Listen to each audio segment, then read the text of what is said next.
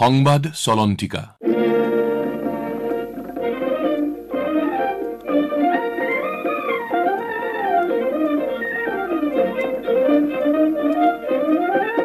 অসমত সমূহীয়া অনাতাঁৰ কেন্দ্ৰ বুলিলে প্ৰকৃতপক্ষে ডিব্ৰুগড়ৰ ৰেডিঅ' ব্ৰহ্মপুত্ৰৰ কথাকে ক'ব পাৰি, কিয়নো স্বেচ্ছাসেৱী সংগঠনৰ দ্বাৰা পৰিচালিত ৰেডিঅ' ব্ৰহ্মপুত্ৰ ইয়াৰ সকলো ব্যয় নিজাববীয়াকৈ যোগাৰ কৰিব লাগে। এই ৰেডিঅ' ব্ৰহ্মপুত্ৰৰ সৈতে ওতঃপ্ৰোতভাৱে জড়িত ভাস্কৰ জ্যোতি ভূঞাক আজিৰ সংবাদ চলন্তিকাত লগ পাওঁ আহক। ভাস্কৰ, আপুনি কওকচোন, ৰেডিঅ' ব্ৰহ্মপুত্ৰ কেনেধৰণে আপোনালোকে চলাই আছে? প্ৰথমে আপোনাক ধন্যবাদ জনাইছোঁ। ৰেডিঅ' ব্ৰহ্মপুত্ৰ আমি 2009 চনত আৰম্ভ কৰিছিলোঁ। 2009 চনত যদিও আমি আৰম্ভ কৰিছিলোঁ ষ্টুডিঅ' হিচাপে আৰম্ভ কৰিছিলোঁ, কিন্তু আমাৰ ব্ৰডকাষ্ট 2015 চনৰ পৰা আৰম্ভ হৈছিলে। যিহেতু সেই দিনবিলাকত কি হৈছিলে যে কমিউনিটি ৰেডিঅ' ষ্টেচন, বিশেষকৈ চিভিল ছ'চাইটি ক্ষেত্ৰত মিনিষ্ট্ৰী বহুত কিছু মানে কনষ্ট্ৰেইন কিছুমান আছিলে, সেইকাৰণে আমি লাইচেঞ্চ পোৱাত কিছু সময় লাগিছিলে। 2015 চনৰ পৰা আমি ৰেডিঅ' বিভিন্ন ভাষাত, বিশেষকৈ অসমীয়া ভাষাত, আমাৰ চাহ বাগিচাৰ চাদ্ৰী ভাষাত, দেউৰী ভাষাত, মিচিং ভাষাত, হাজং ভাষাত, তেনেকৈ বিভিন্ন ভাষাত আমি ৰেডিঅ' অনুষ্ঠানবিলাক প্ৰচাৰ কৰিবলৈ মানে চেষ্টা কৰি আছোঁ। আৰু ৰেডিঅ' ব্ৰহ্মপুত্ৰৰ আশে পাশে যিখিনি মানুহ আছে, বিশেষকৈ আমাৰ পিছপৰা বুলি কোৱা হয় বা যিখিনি এখন মাৰ্জিনেলাইজ কমিউনিটি মানুহ আছে, আমাৰ চৰ চাপৰি অঞ্চলবিলাকত যথেষ্ট মিচিং মানুহ আছে বা আমাৰ হাজং মানুহখিনি আছে, বানাই মানুহখিনি আছে, তাৰপিছত আমাৰ চাহ বাগিচা অঞ্চলবিলাকত মানুহখিনি আছে, যিসকলে ধৰি লওক মেইন ষ্ট্ৰীম আমাৰ মিডিয়াৰ পৰা যথেষ্ট তেওঁলোক আঁতৰি থাকিবলগীয়া হয়। এতিয়া সেই মানুহখিনি বিষয়বিলাকক লৈ পেলাই আমি ৰেডিঅ' প্ৰচাৰ কৰি আছোঁ। ৰাতিপুৱা 7টা বজাৰ পৰা নিশা 10টা বজালৈকে আমাৰ অনুষ্ঠানবিলাক সম্প্ৰচাৰ হয়। আৰু সেই অনুষ্ঠানবিলাকত আমি বিশেষকৈ আমি চেষ্টা কৰোঁ যে আমাৰ স্থানীয় যিসকল মানুহ আছে, আমাৰ চাহ বাগিচা বা অন্যান্য চৰ চাপৰি যিসকল মানুহ আছে, তেওঁলোকৰ বিষয়সমূহ মানে উত্থাপন কৰিবলৈ আমি চেষ্টা কৰোঁ। তাতে গান বাজানাও হয়, অন্যান্য গীত মাতবিলাকো হয়, আৰু লগতে তেওঁলোকৰ বিষয়ভিত্তিক অনুষ্ঠানবিলাকৰ ওপৰত আমি গুৰুত্ব দিওঁ।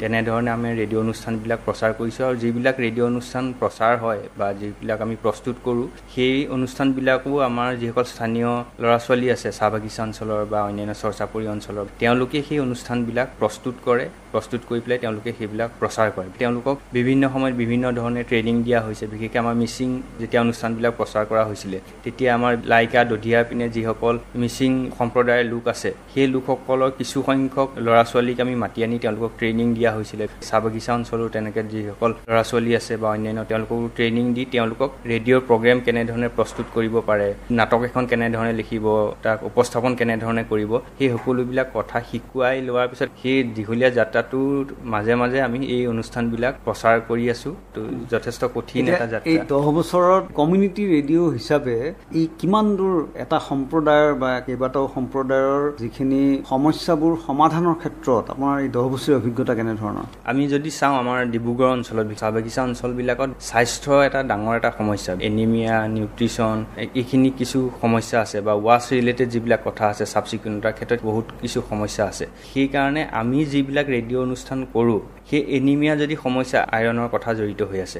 আগতে আমি যেতিয়া কাম কৰিছিলোঁ বাগিচা অঞ্চলত, যেতিয়া আইৰণৰ কথা কওঁগৈ, তেতিয়া মানুহখিনিয়ে আইৰণ বুলি ক'লে কি বস্তু তেওঁলোকে মানে বুজি পোৱা নাছিলে। আইৰণ তেওঁলোকে ভাবে যে পানী, আমি টিউবৱেলৰ পানী যে আইৰণ ওলায়, সেইটোৱে তেওঁলোকে মানে আইৰণ বুলি ভাবিছিলে। তেনেকুৱা ধৰণৰ ধাৰণাবিলাক আছিলে তেওঁলোকৰ। ঠিক একেধৰণে আৰ্লি চাইল্ডহুড ডেভেলপমেণ্টৰ ক্ষেত্ৰত যদি চাওঁ, আমাৰ সেই অঞ্চলবিলাকত এটা সমস্যা আছে, মেটাৰ্নেল হেল্থ। যদি চাহ বাগিচা অঞ্চলবিলাকত চাওঁ, তেতিয়া আমি গৰ্ভৱতী মহিলাসকলে যেতিয়া সন্তান জন্ম দিয়াৰ সময়ত আমাৰ তাত মেটাৰ্নেল ডেথৰ সংখ্যাটো যথেষ্ট বেছি। তেনেকৈ ইনফেণ্ট ডেথৰ সংখ্যাটো অঞ্চলবিলাকত খুব বেছি। এতিয়া মেটাৰ্নেল ডেথৰ ক্ষেত্ৰত মহিলাগৰাকী গৰ্ভাৱস্থাৰ পৰা কেনেধৰণে তেওঁ যতন ল'ব লাগে, সন্তানটো জন্ম দিয়াৰ পিছত মাতৃগৰাকী আৰু সন্তানটোৱে কেনেকুৱা ধৰণৰ যত্ন ল'ব লাগে, তাত নিউট্ৰিশ্যনৰ কি কথা আছে, কেনেকুৱা ধৰণৰ আহাৰ তেওঁলোকে খাব লাগে, সেই কথাবিলাক তেওঁলোকৰ একেবাৰে অজ্ঞাত আছিলে। যদিও অসমীয়া ভাষা, হিন্দী ভাষা, ইংৰাজী ভাষাত তেনেকুৱা কণ্টেণ্ট বা সমল ইণ্টাৰনেট বা অন্যান্য প্লেটফৰ্মবিলাকত যথেষ্ট আছে, কিন্তু সেই মানুহবিলাকৰ কাৰণে সেই সমলবিলাক বা সেই কথাবিলাক সহজ ভাষাত উপলব্ধ নাছিলে। সেইকাৰণে আমি যেতিয়াৰ পৰা সেই চাদ্ৰী ভাষাত সেই অনুষ্ঠানবিলাক প্ৰচাৰ কৰিবলৈ ল'লোঁ, যে আইৰণ কি, এনিমিয়া কি, নিউট্ৰিশ্যন কি, মাল নিউট্ৰিশ্যন কি, ব্ৰেইন ডেভেলপমেণ্ট কি, মহিলা এগৰাকীয়ে গৰ্ভৱতী অৱস্থাত কেনেধৰণৰ খাদ্য খাব লাগে, 6 মাহলৈকে সন্তান এটা কিয় মাকৰ গাখীৰ খুৱাব লাগে, তাৰ পৰা কি বেনিফিট হয়, 6 মাহৰ লগে লগে কমপ্লিমেণ্টাৰী ফিডিং কেনেধৰণে আৰম্ভ কৰিব লাগে, কমপ্লিমেণ্টাৰী ফিডিং মানেনো কি, কেনেকুৱা ধৰণৰ আহাৰবিলাক লৈ পেলাই তেওঁলোকে খাব পাৰে, সেই কথাবিলাক যেতিয়া তেওঁলোকৰ স্থানীয় ভাষাবিলাক বাজিবলৈ ল'লে, সেইবিলাক ভাষাত যেতিয়া নাটকবিলাক হ'ল, তেওঁলোকৰ মানুহবিলাকে সেই নাটকবিলাকত পাৰ্টিচিপেট কৰিলে, সেই মাইজান, কিনোদ, পকা লাইন, নাহৰ লাইন, সেই তেনেকুৱা মানুহখিনিয়ে তেওঁলোকৰ নিজৰ ভাষাত নিজৰ কথাত যেতিয়া অনুষ্ঠানবিলাক হয় তেতিয়া তেওঁলোকৰ মনত সেই কথাবিলাক, এতিয়া কাৰ্বহাইড্ৰেট বুলি কোৱাৰ লগে লগে যে ভাত খালে কি পাব, কাৰ্বহাইড্ৰেট পাব, সেইটোৱে কি কামত আহিব, প্ৰটিন জাতীয় বস্তু কিয় খাব লাগে, ডেইৰী প্ৰডাক্টবিলাক কিয় খাব লাগে, সেইটোৱে পিছত গৈ পেলাই মাকগৰাকী যদি গৰ্ভ অৱস্থাত সেই সুষম আহাৰ খায় পিছৰ অৱস্থাত সন্তানটো কি বেনিফিট হ'ব, সেই কথাবিলাক স্থানীয় ভাষাত বজাওঁতে এতিয়া বহু মানুহে সেই কথাবিলাক এতিয়া জানিব পৰা হ'ল যে সেইটো আপোনালোকৰ এটা ছাকচেছ ষ্টৰী। সেইটো আমি ছাকচেছ বুলিয়ে কওঁ, কাৰণ এইটো এই কাৰণে ছাকচেছ হৈছে কাৰণ সেই মানুহখিনিৰ মানে তাত পাৰ্টিচিপেশ্যনটো আছে, মানে সেইটো ওৱান ৱে কমিউনিকেশ্যন হৈ থকা নাই যে কোনোবা আমি ডক্টৰ এজন আহিলে তেওঁ অসমীয়া ভাষাতে আমি কথাখিনি কৈ দিলোঁ বাজিলে, কিন্তু তেওঁলোকে সেই কথাখিনিতো গ্ৰহণ কৰিবলৈ তেওঁলোকে সেই ভাষাবিলাক মানে সেই টাৰ্মবিলাক নাজানে। এতিয়া ডায়েৰিয়া বুলি ক'লে তেওঁলোকে সাধাৰণতে নাজানে, ঝাৰা বুলি কৈ যদি নাটক এখন বনায় ডায়েৰিয়া কি কাৰণে হয়, তাৰ পৰা কেনেকৈ হেৰি কৰিব লাগে, এই ডাৱৰীয়া বতৰবিলাকত কেনেধৰণে সজাগ হৈ থাকিব লাগে, তেনেকুৱা ধৰণৰ নাটক এখন কৰি দিয়াৰ লগে লগে তেওঁলোকে সেই কথাখিনি মানে বুজিব পৰা হয়। এতিয়া সেইখিনি এতিয়া এটা লাভ হৈছে যে আমাৰো মানে আত্মবিশ্বাসটো বাঢ়িছে যে এনেকুৱা অনুষ্ঠানবিলাকে মানুহখিনিৰ মানে সঁচাকৈ বেনিফিট হৈছে। আৰু এটা কথা মই ভূঞা আপোনাক সুধিছোঁ, আপোনালোকৰ এটা অনুষ্ঠান কৰাৰ পাছত সেই অনুষ্ঠানটোৰ কি তাত ইম্পেক্টটো হৈছে, তাৰ ফলটো কি হৈছে, এইটো চাবৰ কাৰণে আপোনালোকে আকৌ সেই অঞ্চলটোলৈ যায়, সেইটো আপোনালোকৰ এইটো টু ৱে কমিউনিকেশ্যনৰ এটা উপায় বুলি আপোনালোকে কৈছে, এইটো কেনেকৈ কৰে?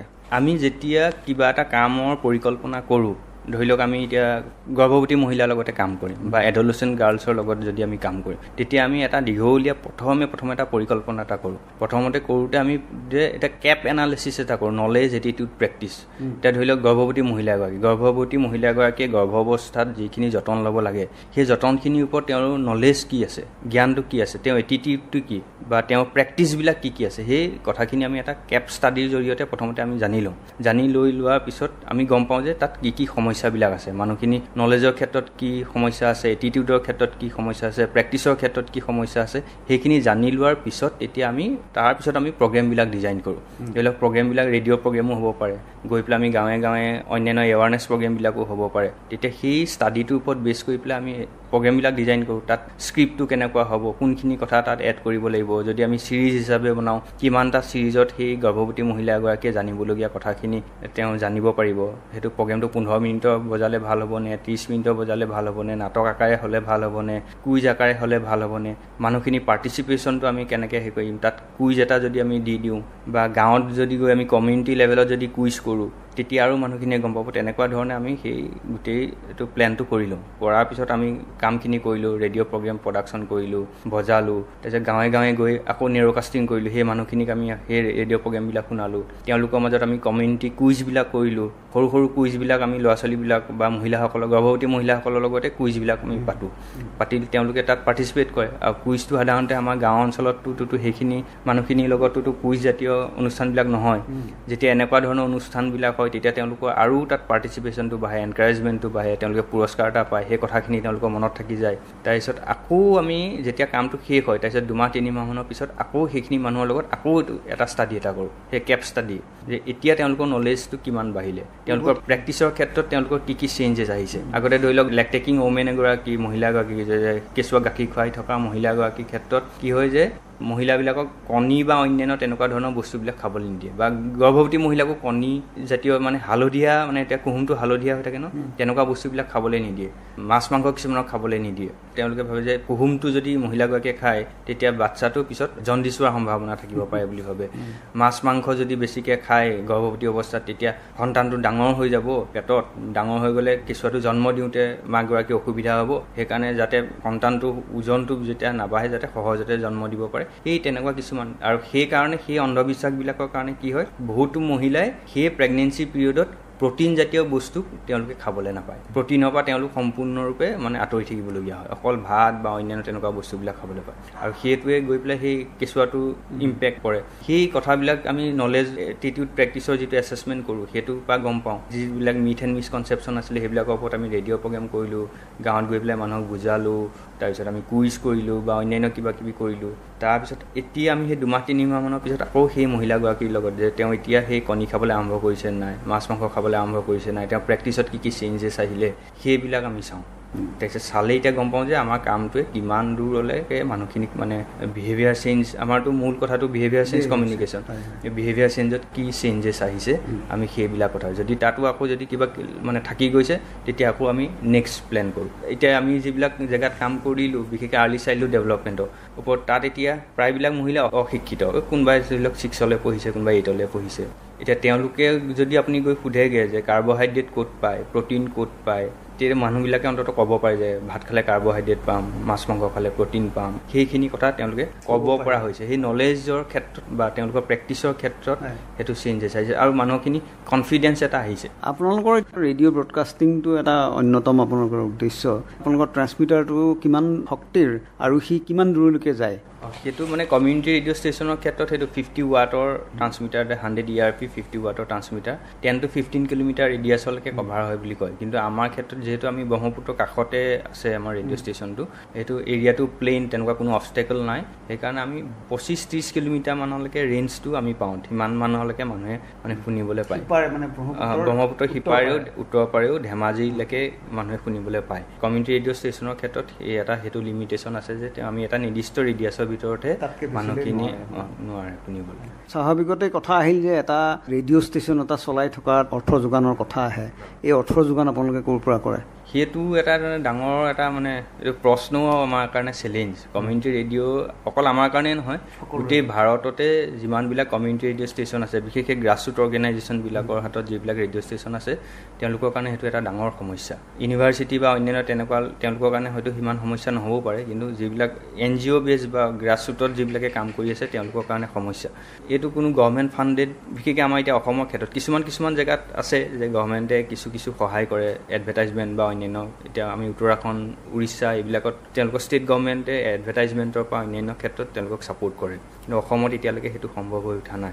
আৰু অসমত এটাই যিটো NGO বেছ civil society lead community radio' station, এইটোৱে বাকীবিলাক এডুকেশ্যন ইনষ্টিটিউটবিলাকৰ ওচৰত আছে। সেইকাৰণে আমাৰ ক্ষেত্ৰত কি হয়, নিৰ্দিষ্ট আমাৰ কোনো ফাণ্ড নাথাকে। আমি কিবা এটা কাম কাৰোবাৰ পৰা পাব লাগিব, আমাক কোনোবাই কৰিবলৈ দিব লাগিব, তেতিয়া আমি সেই কামটোৰ বিনিময়ত আমি কিবা এটা পইচা পাওঁ। DAVP বা BOC চেণ্ট্ৰেল গভৰ্ণমেণ্টৰ কিছুমান এডভাৰটাইজমেণ্ট থাকে, কিন্তু সেইটো পৰিমাণত একেবাৰে কম, ধৰি লওক বছৰটোত 5,000-10,000 টকা তেনেকুৱা এভাৰেজ আহে। সেইকাৰণে আমাৰ চলোৱাৰ মেথডটো হৈছে মেক্সিমাম ভলণ্টেৰী।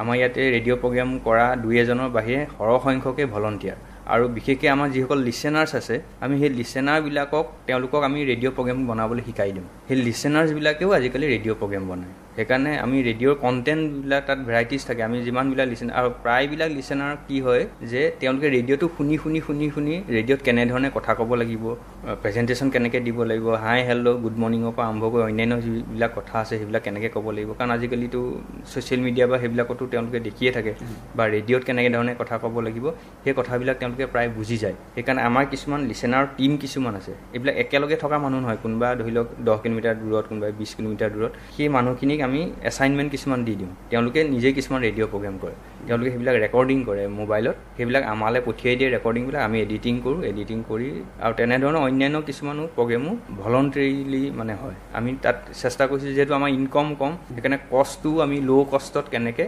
মেক্সিমাম প্ৰগ্ৰেম কৰিব পাৰি, আমাৰ সেইকাৰণে তালৈ গ'লে যিকোনো মানুহকে আমাৰ তাত সেইটো মানে অপেন টু অল, আমাৰ অল ইণ্ডিয়া ৰেডিঅ'ৰ যিবিলাক কোড এণ্ড কণ্ডাক্ট আছে সেইখিনিও আমি মানো। কমিউনিটি ৰেডিঅ'ৰ ক্ষেত্ৰতো সেইখিনি কোড এণ্ড কণ্ডাক্টেই মানি চলোঁ, কিন্তু সেই কোড এণ্ড কণ্ডাক্টখিনি মানি চলিয়েই খালি আমি ভাষাৰ ক্ষেত্ৰতে ধৰি লওক কাৰোবাৰ এটা নুফুটে, যেনিবা তালবীয়া শটো নুফুটে, দন্তীয়া শ নুফুটে, সেই তেনেকুৱা ধৰণৰ বাধাবিলাক নিদিয়াকৈ যিকোনো মানুহে যাতে কথা ক'ব পাৰে, খালি গালি গালাজ বা অন্যান্য সেইখিনি যিবিলাকৰ পৰা শালীনতা ৰক্ষা কৰি নিজৰ কথাখিনি প্ৰকাশ কৰিব পৰাকৈ আমি তাক ৰাখি থৈছোঁ। সেইকাৰণে যিকোনো মানুহে তাত পাৰ্টিচিপেট কৰিব পাৰে। এই বেলেগ ধৰণৰ মেথডবিলাক ব্যৱহাৰ কৰি পেলাই ৰেডিঅ'টো আমি ৰান কৰি আছোঁ।